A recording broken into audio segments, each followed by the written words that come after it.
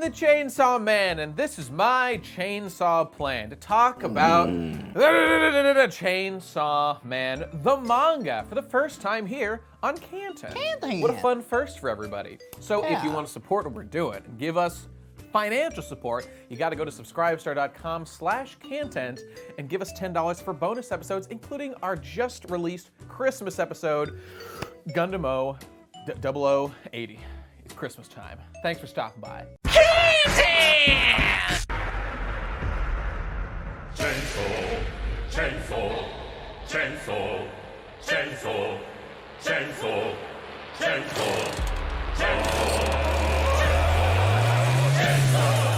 So we read the first 22 chapters of Chainsaw Man. We were gonna break it into 2 big chunks, but people recommended us do it in 4 because I guess there's some big twists that they wanted to preserve. Indeed. I think I understand what twist was being preserved in chapter 22, but we won't start by talking about that. It did feel like a very good end of like we've met our crew, we've met our main characters, we're set up, we kind of see where it's going and who the big bads are. So, and I've read, actually this is like exactly where I had read up to before, and I know nothing of what happens beyond like some meme images I've seen around. I was very tempted to continue reading right? after the particular moment that happened. Now we have to fucking stop and pace ourselves. It's fucking bullshit. Chainsaw Man is cool and good, and I like it. It's cool and good. It's a good shonen manga. It's running in fucking Shonen Jump, despite it being explicitly about sex and murder, and that's about it. This comes from the same guy who made Fire Punch, which I did not read. Do you know anything about Fire Punch? Nope. I know that it's famous for this image. You know that one of that guy's face going... I don't think I do. You'll know it when you see this episode, folks. What's his name? Tatsuki Fujimoto. Long may he reign. And this is his second published manga, as far as I know, and it's pretty popular. And I would say that this is one where, while I don't think the artwork is bad, the artwork is not the selling point of this series. I don't think it's somewhat choppy. There are big moments, like the big crazy moments, where it's drawn with a lot of detail, I guess, but it's not that it's detail to make it look more impressive aesthetically. It's more just to make it as brutal and chaotic and goriest. Whenever there's a big crazy scene, it's just blood shooting everywhere, crazy looking Chainsaw Man image. But when characters are standing around talking, artwork could be better. I dread the day this is turned into an anime where we see characters stand around boringly for chapters, and then you get the one, oh my god, fucking Chainsaw Man! And don't get me wrong, I love it when that happens in the series, and I love the dialogue between the characters, but there's gonna be a lot of shot, reverse shot, It's such a shame because as I'm reading this manga, I'm thinking man, I like this manga a lot. I feel like it would be even better as an anime if it was good, but it wouldn't be. It wouldn't be though. Yeah. I'm particularly when we get to there's a sort of arc of the characters being trapped in a building and they have to fight this big monster, and just the length of the arc in manga chapters, I could feel this odd sense of dread imagining it as an anime, and thinking this would take 3 episodes. This arc is paced just right to not be too long in the manga. Any second longer and it would have been just too long. And I'm the anime would take too long. So read the manga, kids. It's good, and the anime won't be better. So read this. Is there a man alive who could be in charge of directing a Chainsaw Man anime who could do a good job? Who's the guy? Akiyuki Shinbo.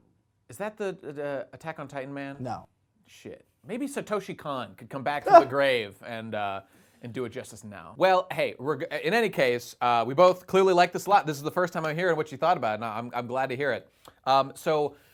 We set the scene of Chainsaw Man, meeting our main character Denji and his sidekick devil Poochita. So the hook of this world is that there's humans and then there's devils. Devils are just everywhere. They're demon monsters that kill and eat humans and suck their blood and like to eat them and fuck them up. They seem to be common knowledge. They're not it's not a secret world of demon fighting. Demon fighting is just a thing that has to happen because there's fucking demons. Indeed. And there's public sector, private sector. Demons are integral to life. And Denji is weird because he's friends with a devil. And well, that's not the only reason he's weird. Well, you're right. Denji, you're right.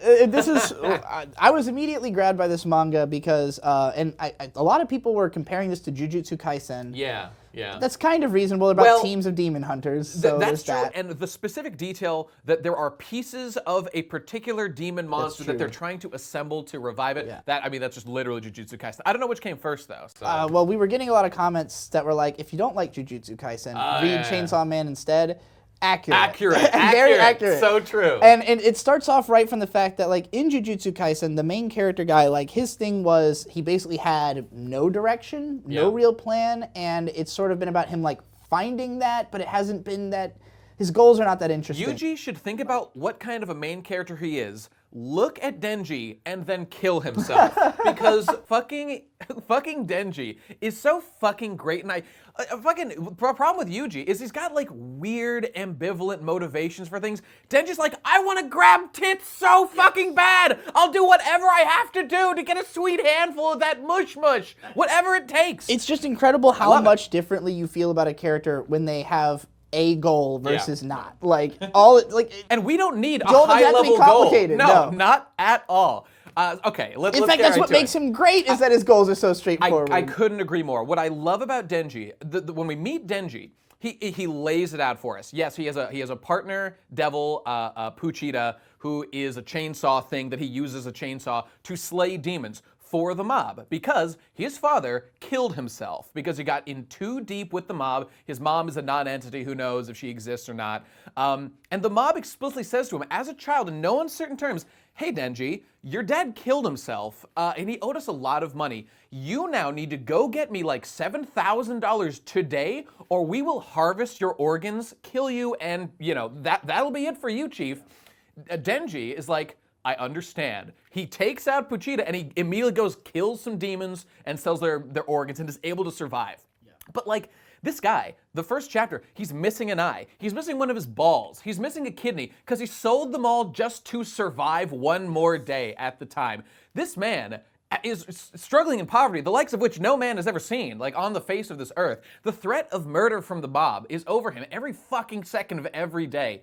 So he just views, he is so delighted to just get one more day of sweet, sweet life, and that optimism is infectious. Denji is almost designed to make every other protagonist look like a bitch by comparison, because his life is just the worst. Yeah. In a way, he reminds me of, have you ever seen Hayate the Combat Butler? A little bit. Yeah, like Hayate was in a similar situation of like overwhelming debt and nowhere to go and homeless, everything. But that show's funny. This one is funny sometimes, but like his situation's pretty fucking bleak. He's living in like a shack in the middle of the woods. It's like just falling apart with his little demon dog. And yeah, all he does is fight demons. He doesn't have food or anything. And like any minor victory is a huge win for him because he's just so used to having nothing. Like he's not a character who lost it all and is now depressed. Like literally anything good happening is like life affirmingly, like he can make it through. The fact that he'll have one extra slice of bread to get him through the week is a red letter day for Denji. It's just that he lives his life in all times with the expectation he is going to die. Right. Like his life doesn't belong to him, hasn't forever. He's the key example of when you have a pessimistic view of life, as in you expect nothing, you'll be fucking loving every single day that you're alive because, oh my God, I got to live one more second of life. Nobody owed me that. I got to do that. That's fucking amazing. And I just love watching Denji act that way with other people. While they bitch and complain about, oh, I sold my eye to a devil and I'm really sad about it. Shut up, bitch. I got one piece of bread and one slice of fucking jam on it. And this is the greatest day of my entire life. Shut the hell up. And he does have kind of an important character turn in that first chapter, because one of the first things we learn about him is he's a super pushover. He'll do basically anything anybody asks him to for money. Like there's a scene of a guy just like drives up to him and says like, hey, eat this cigarette and I'll give you a quarter. He does. Though to be fair, he outsmarted that guy because he didn't really swallow it. So he's a bit of a trickster, but he still did it, which is embarrassing. And, So yeah, he's so desperate that he'll just basically do whatever. But at the end of the first episode, the first chapter, so like aside from the fact his life is already terrible, he's working for the mob. The mob then tries to sell him out. They sell their souls to the devil to kill. The devil's like, kill him and I'll give you all power. But the power he gives them all turns them into zombies. So lucky for him, he's out of his debt because all the Yakuza are dumb. Before that happens, he gets murdered. Yeah. He just is murdered and Well, dissected by them. after they tear him to shreds. Right, the zombies right. tear him apart and throw him in the garbage. So he is dead. The Yeah. man, Denji, our main character, is absolutely deceased Yeah. right here. But they chopped him up with his boy Poochita, and thus the plot happens. Yes, and a great way of making us care about their relationship. Poochita becomes his heart. Yep. Literally. So he's still living within him, basically. And there's hints that, like, Poochita, from his perspective, is a dopey-looking little dog. Yeah. It may or may not be, like, an all-great, powerful demon There's or something. going on there. Poochita's Yeah, definitely, like, some kind of legendary. And we learned that, basically, like, the scarier a demon sounds to people, the more powerful it becomes. So the more people are afraid of chainsaws, which people are pretty afraid of, Notably, the more powerful Chainsaw Man is. There's a certain massacre that made them quite popular. Which is why the most infamous demon is the gun The demon. gun devil, That just can, like, kill, like, tens of thousands of people in a second, and everybody wants to kill the gun demon. So basically, our boy gets picked up by a devil hunting squad who's basically, as we learn, everybody's goal is kill gun demon. Like, that is the point of the series. We got to kill the gun demon. Everybody's on board. But most importantly, you know, he's fused with this dog. He's got chainsaw powers now. And after utilizing for the first time, I mean, you were saying this before, but I just love how he goes absolutely berserker mode when he pulls the new thing in his chest, whips out these big chainsaws for the first time, slaughters the zombie demon and everybody there, and is just laughing. Yeah, ha, ha, ha, I don't owe anyone money anymore. My debts have been cleared because I slaughtered all of them brutally. Yeah. Optimism. I love that. Positive attitude. And then he gets forced to join this squad. They basically tell him, like, we'll kill you if you don't do as we say. So, you know, and because this is the thing.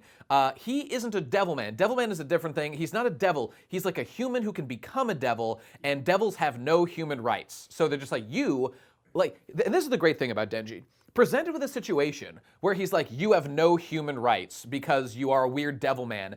He approaches the world from that perspective of, like, just being delighted to be alive one more day. Yeah. He takes that situation and he's like, yeah, all right, I guess I could roll with this and, like, make the best of the situation. And not that you should always accept the worst possible, like, odds the way the Denji does. It's just, given the situation, he's gonna work proactively to make it work out well for him. And I just think it's a very positive example to set. So the girl who he's working for is a... Makima. She is a classic cold bitch cock tease type. Mm-hmm. She's... This manga has... it's definitely somewhat fetishistic in the way that it portrays the characters. There's, like, most of the women are kind of like this. They're kind of, like, tease and, like, make fun of the main guy or whatever male characters are around. In particular who are like that. Yeah. But yeah. And, and then the other girl is like a yandere. So, like, all the girls are a little bit twisted in this. Manga. Everybody's twisted in this manga. We'll get back to this later, but it's made explicit that, like, devil hunters...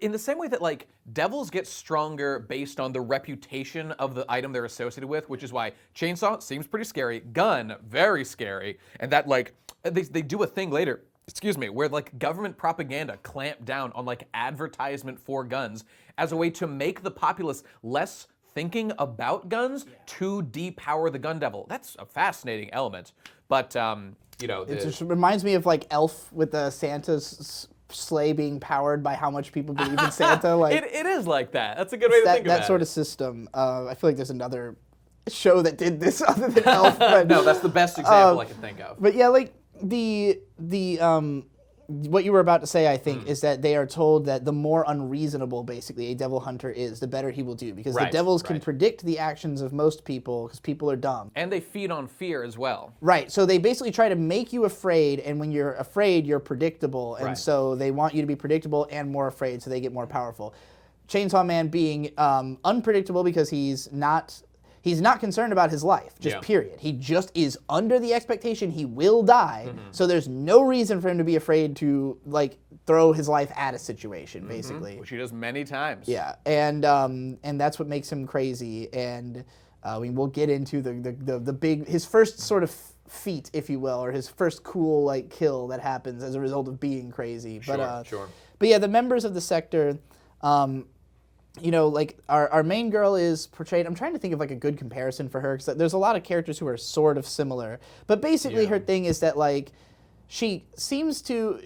You know, she reminds me a little bit of Motsuko Kusanagi in that she's stoic, but she's also got a playful element to her, which Makima definitely has. And she, you know, works for like a government bureaucracy and is kind of a badass. So there's kind of a sense for me that she's like attracted to power. Like, because there's hinting at the idea that she kind of maybe likes the main character. It's like she's clearly knows that he wants sex or sexual things from her, and so her mentality is like, I'm gonna give him those things, but in a way he cannot comprehend what he can actually get from me because he's like his straightforward thing is like, I want to kiss, I want to touch boob. She makes him realize, oh, there's much more. Like you pour his first kiss ends up he kisses power. Oh no. He gets vomited in his mouth. He gets vomited in by the other lady. Yeah, this other chick like gets drunk, kisses him and vomits in his mouth, and he's like depressed that his first kiss tasted like vomit. And then she like says some stuff to him about how like, well, you know, it's different if you care about the person, or like if you know, she'll like foreplay him basically, like she'll just do little things before she does something for him that make it feel that much more intense to like. So it's a question of like how much of it is just that he is so simple and she is just like, you know, very easily able to get him to do stuff for her, versus like, does she legitimately like him for that reason, because he's so straightforward, because he's strong, because he might actually be able to kill the gun devil. Like, you know, it's that kind of power play where it's always it's at all times you are either like about to be her boyfriend or literally worthless, depending on the results of your mission, you know? Sure. The sense I get from her is, I mean, I'm not thinking about it in terms of like, does she like him? Does she not like him? I think that she's really like not concerned about like, who am I gonna date? She's concerned with like, I need to kill all the devils. Yeah. This man is a tool, and I can use my feminine wiles to, you know, guide him, manipulate, however you want to frame it, to like become more powerful. And that's the reason so she keeps him alive in the first place. She's like, whoa, this guy is a chainsaw. That is an intimidating thing. This could be a very That's literally useful tool. her logic, is like, chainsaw sounds really scary. But in this world, that is literally what gives the devil's power. So it makes a lot of sense to use that. I mean, that's a great detail that I want to see if more comes of that. I somewhat get the sense that like, that definitely will be a factor for the gun devil and the chainsaw man.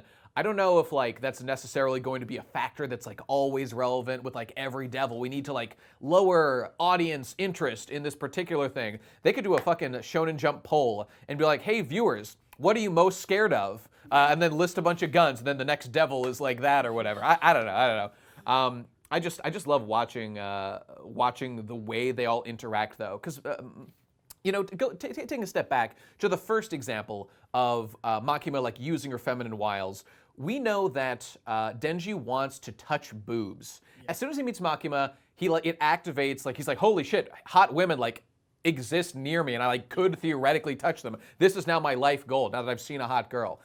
And he wants to touch boobs. This is his first goal. And he gets the opportunity to do so via Power.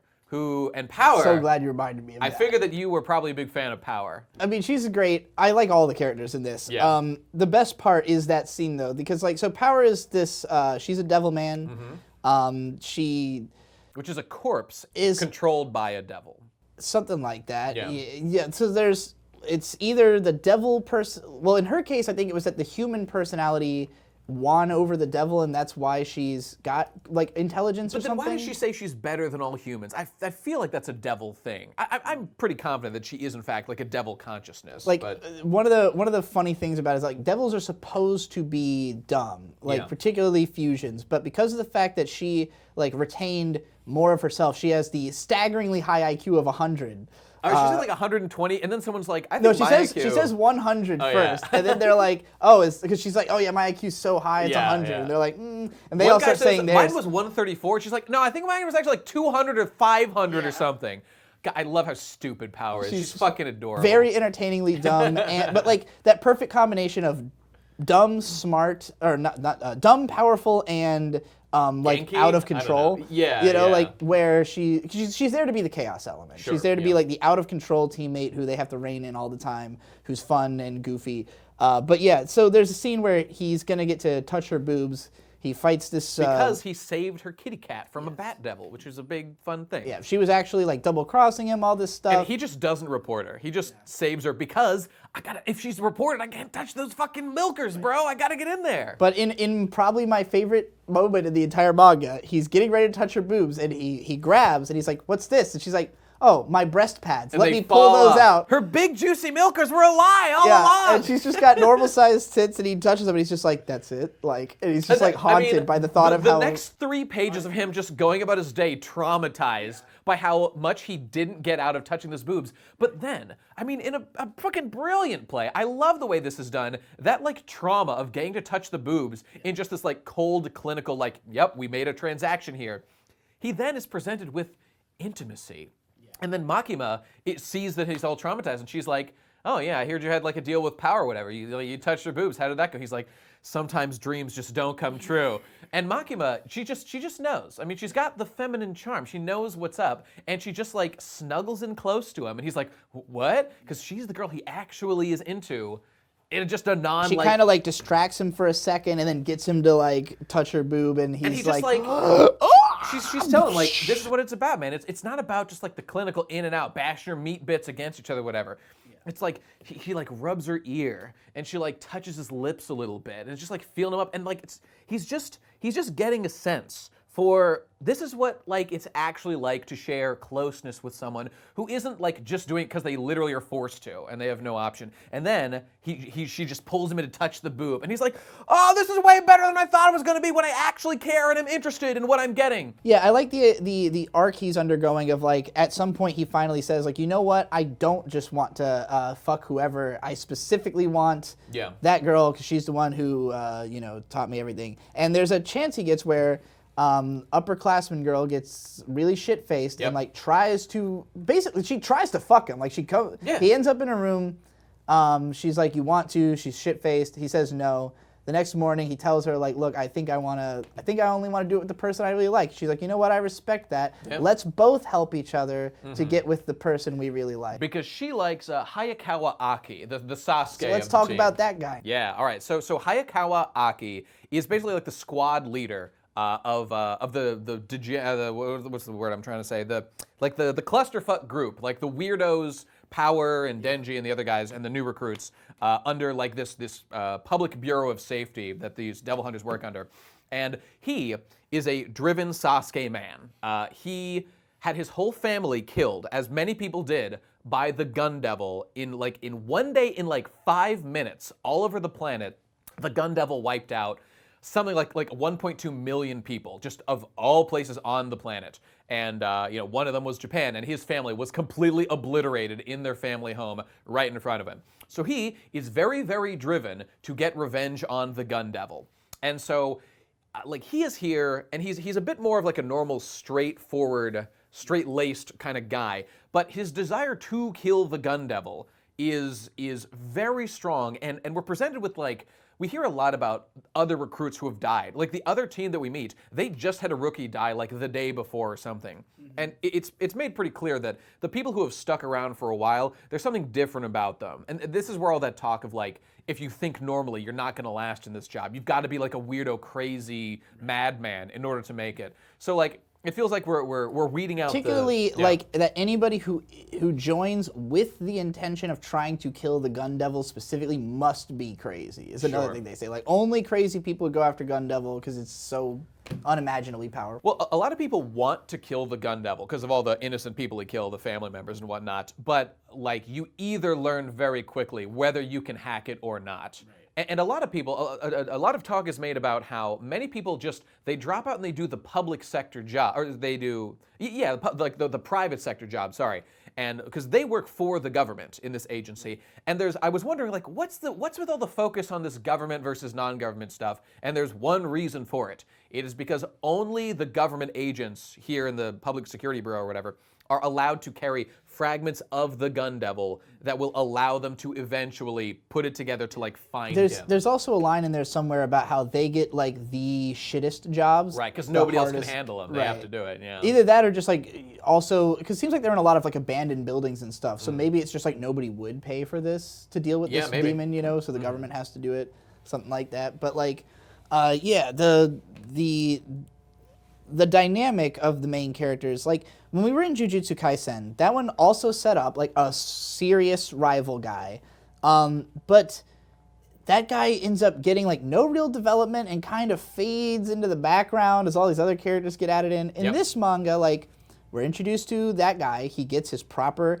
introduction. We've got a good setup of the chemistry of him and our other guy. They beat each other's ass a little bit. They have like a good Naruto Sasuke dynamic. Yeah. Like, and then like we learn, okay, well he's like a senior on the team, so we've got other members under him. So the dynamic shifts without writing him out of the story. Yeah, like he's very happened in that present. other show. To be fair, we are comparing anime to manga, and I think that almost always hurts anime, unless it's very well crafted. Manga generally, in terms of pacing issues, which is like the main one, always has like a massive advantage. It just felt like this show manga was building on itself in a way where Jujutsu Kaisen felt like it was just jumping all over the place, and like most of the stuff had nothing to do with each other, at least yet. Like I was always waiting for everything to congeal. This show does things the more standard way of just like introduce a new character, explain what they're about, have a little arc with them, then introduce some more. Like I know it can be a little boring to do things the normal way, but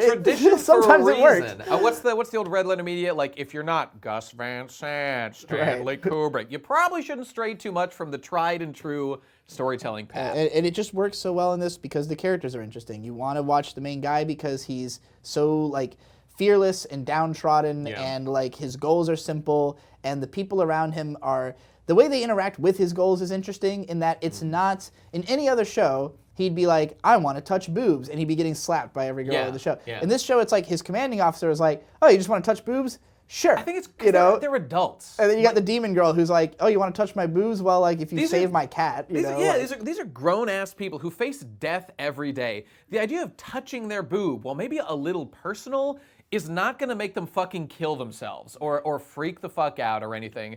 Denji, who's 16, is by far the youngest and least mature of them. I guess I like that it's not treated as a joke necessarily. Like, it is funny that he wants to touch a boob and that's his goal. That balance I love, because he's deadly serious about how much he wants to fuck or kiss.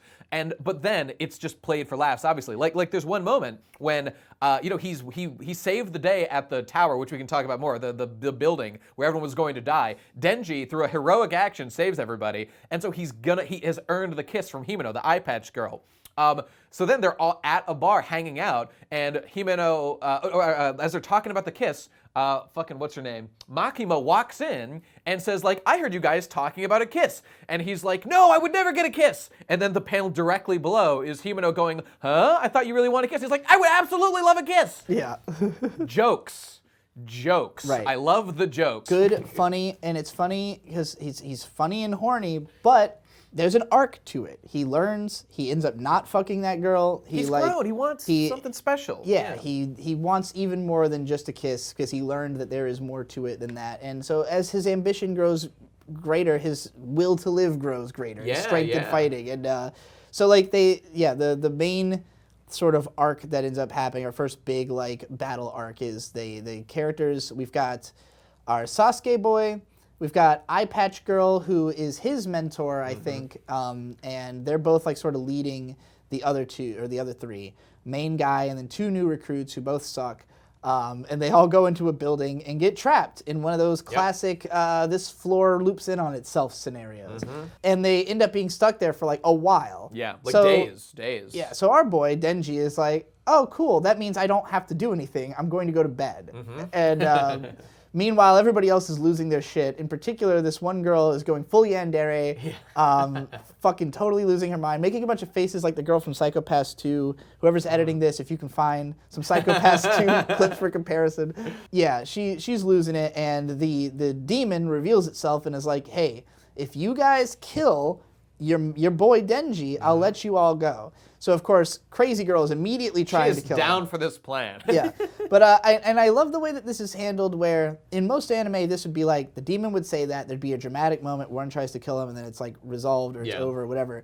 This actually kind of like drags out, where like they really debate the logic of like she just wants to do it, and Sasuke guy's like, no, fuck you, like kicks the knife out of her hand, like we're not killing him, and then like there's several other arguments to be made of like, should we or shouldn't we kill him? Like, and ultimately Sasuke is like, no, no, make he's the one point. we're not killing him. We need him. We can't beat the gun demon without him. The guy says, like, or the demon says, or the devil, I'll make a contract. So, like, they know they will be able to escape if they kill him. So it's not even ambiguous. It is confirmed that would happen. But what Denji eventually realizes is... Wait. Before that, over the several days of time they feel like they're waiting, everyone is convinced to, okay, all right, we will fucking kill Denji, I guess. Fuck this. Except for Sasuke boy, who just gets stabbed, so he can't fight back anymore. So, but then it escalates. Yeah, Denji kind of realizes, well, the thing, it said it was in pain when we hit it before, so I'll just cause it so much pain that it literally begs to die. That's brilliant, Denji. And so he starts fighting. He's just like stabbing with his fucking chainsaws over and over again.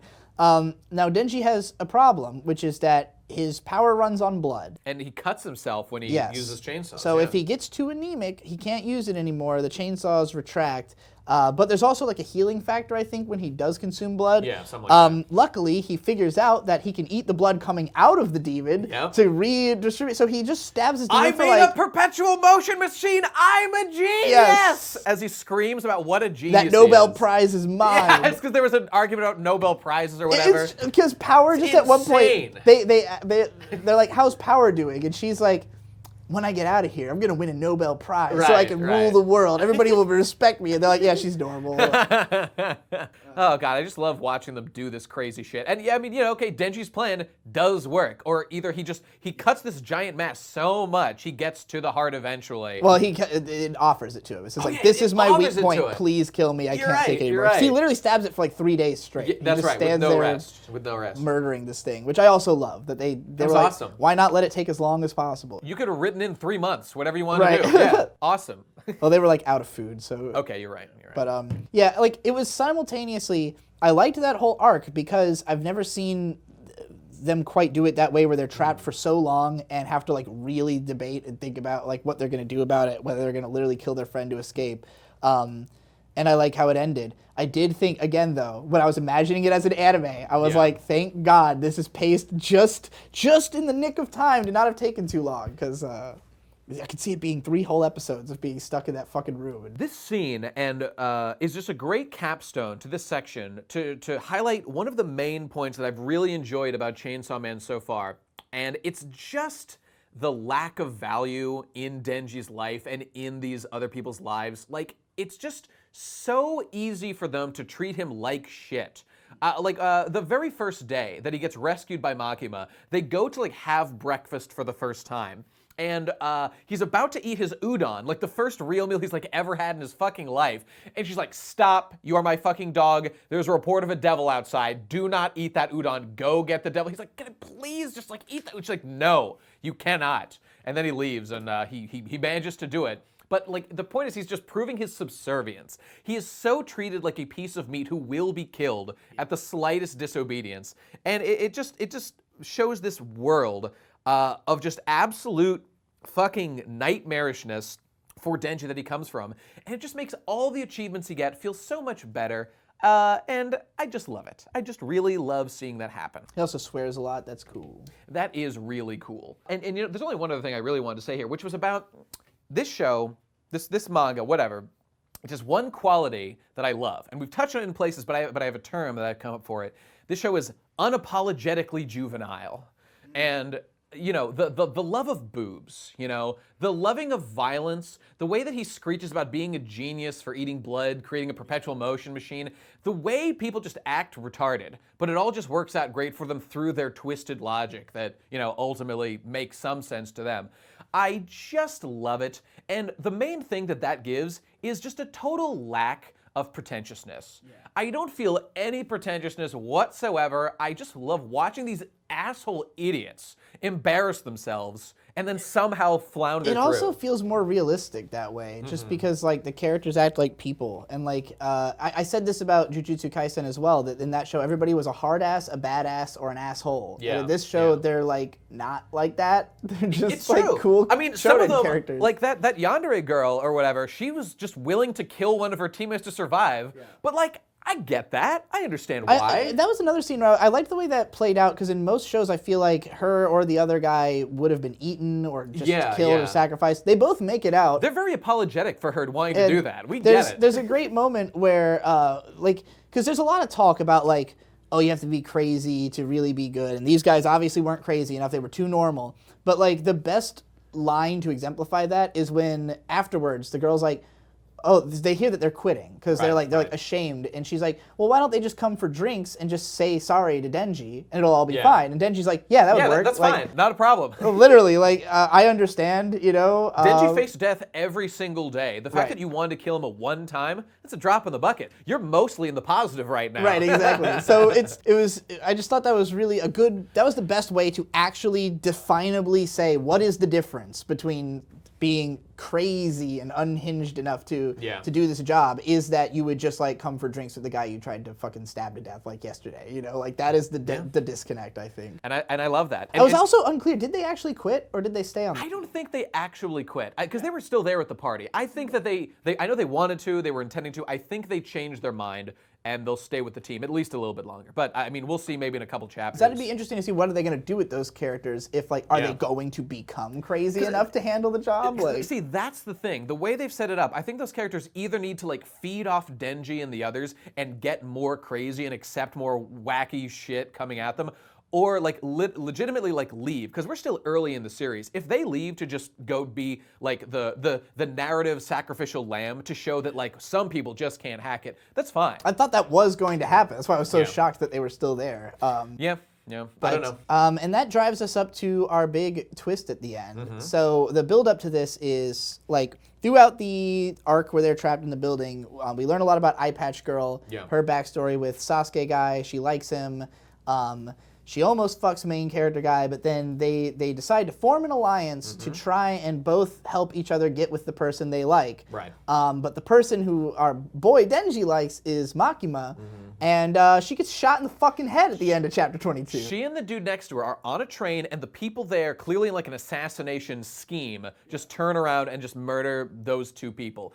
So I think this is leading up to like a reveal of her devil power that will somehow let her survive this. There's or no it's way a body she's double dead. or something. She's not dead. At this point in the narrative, killing this character would not do anything meaningful enough for me to believe she's dead. Is be an effective inciting incident for an upcoming arc, which I suspect it will function as. Which is why I was so frustrated, because like I got to this chapter, I saw the ending, and I remembered, because I have the voice of No Need Bro, who told us what chapters we should stop at, saying specifically he wanted to preserve the twists. And I was like, okay, so I understand. If you get to this chapter and you have to wait a week before the next one, is she dead? Oh my God. The hype build. I just don't believe it at all. Like, not even, well, even if it's true, I won't believe it. Because it could be, it could turn out that no, she's totally dead. Like, the manga's not over, guys. Like, I'll believe it when the manga's over and she's dead. Like, that's the level of I don't believe she's dead that I was on. Just because, again, I mean, maybe she is, and I'm completely wrong about this, and it's going to be super mega interesting to see the fallout of it. But, like, it just doesn't seem like she's completed her place totally in the agree. narrative. But I totally agree. We know that she's been hyped up as, like, strong and powerful and intimidating. We've got to learn why, and the only way to do it is for her to be alive. Unless we get weird flashbacks, but she's gonna be alive. She's gonna be alive. I'm fairly confident, but I don't know. Anything can happen. We'll see. We'll see. It's pretty early to kill like such a central character, and not in like not in a way where, I mean, like they literally just formed an alliance to help him pick her up, and then she died. That could have been done as a dramatic setup for the death that comes, but I think it's like that's Denji's main goal, and he is the main character. I just think it's too soon, so it's unlikely. I think they were trying to pull a fake out with Eye Patch Girl, because I think they were setting it up to look like she might die. Because she keeps telling, like in her memory, she's always telling Sasuke guy, don't die, and stuff like that. And like they have all these, and like it feels like she's a character who is more at like the tail end of whatever her story has been. You know, like if she has another story, it hasn't really begun other than trying to court this dude, I guess. So yeah, like it felt like she might die soon, and then Makima gets killed, and it's like, oh, I thought it would be. But like, I don't know. She's probably not dead. Probably not.